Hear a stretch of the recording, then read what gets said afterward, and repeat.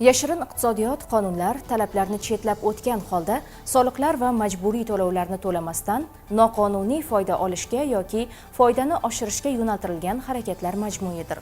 Iqtisodiyotda yashirin foyda olish jamiyatda davlat boshqaruvi shakllanishining dastlabki davrlaridan boshlab mavjud bo'lib, hozirgi vaqtga kelib dunyoning barcha mamlakatlari uchun dolzarb muammoga aylangan. Hozirgi lavhamiz shu haqida. Bozorlar aholi eng ko'p tashrif buyuradigan va iqtisodiy faollik yuqori bo'lgan maskanlardan biri. Shu bois bu yo'nalishda raqamli texnologiyalarni keng joriy etish bugungi kundagi ustuvor vazifalardan sanalmoqda. Biz Zangiota tumanidagi bozorlarda amalga oshirilayotgan ishlar bilan yaqindan tanishdik. Bu yerda yaratilgan raqamli infratuzilma savdo jarayonlarini tartibga solish, xizmat ko'rsatish sifatini oshirish va bozor faoliyatini zamonaviy talablar asosida tashkil etishga xizmat qilmoqda. E'tiborlisi, raqamlashtirish nafaqat boshqaruv tizimini takomillashtirish, balki tadbirkorlar faoliyati uchun yanada qulay va shaffof muhitni shakllantirishga ham zamin yaratmoqda. Toshkent viloyatida 28 ta bozor va savdo komplekslari raqamlashtirildi. Raqamlashtirishdan asosiy maqsad yashirin aylanmalarni oldini olish va soliq tushumini kengaytirish asosiy maqsad qilib olganmiz.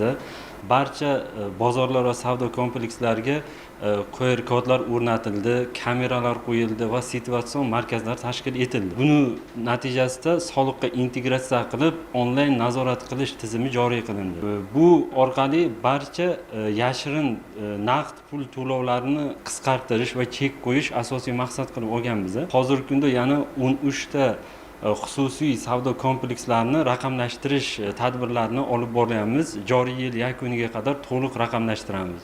Shuningdek, bozor va savdo komplekslari atrofida joylashgan 28 ta avtoturargohlarni ham to'liq raqamlashtirdik. Bu raqamlashtirish natijasida barcha kirib chiqadigan avtotransport vositalarini kirish va chiqishigacha onlayn nazorat qilib boriladi va elektron to'lov orqali soliq bazasi orqali hisoblab boriladi soliq tushumi. Bu esa bozorlarda hisob-kitoblarning aniqligi, moliyaviy intizom va soliq bazasini kengaytirish kabi muhim yo'nalishlarda o'z samarasini bermoqda. Bugungi kunda 1.6 gektarni tashkil etadi hududimiz. Shundan 0.8 gektarida foydalanishdagi, ya'ni savdo do'konlari joylashgan. Qolgan qismlari yo'laklar, kirish qismlari hisoblanadi. Biz bozorimizga asosiy 4 ta kirish qismlari bor. Kirish qismlarimizning asosiy qismlari xususiy sektorlar orqali kirib kelinadi.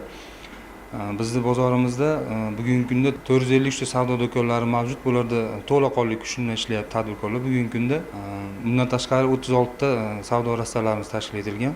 Oldin misol uchun bozorimizda 15 ga yaqin nazoratchi faoliyat yuritib kelgan bo'lsa, bugungi kunda klik orqali osonlashtirilgan, qulaylik yaratilganligi sababli 3 nafar nazoratchi to'liq bozorda kunlik nazoratni ushlab turadi. Bizning qulayligimiz shuki, endi bu situatsion markazi ishlash uchun mana to'laqonli quyosh panellarini bilan ta'minlaganmiz.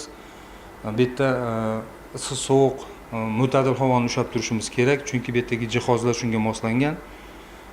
Bu hech qanday elektr tarmoqlardan uzilmaydi bu yerlar, savdo situatsion markazlari. Hozirda Toshkent viloyatida mazkur yo'nalishdagi ishlar izchil davom ettirilib, raqamli yechimlarni barcha bozor va savdo komplekslarida keng joriy etish choralari ko'rilmoqda.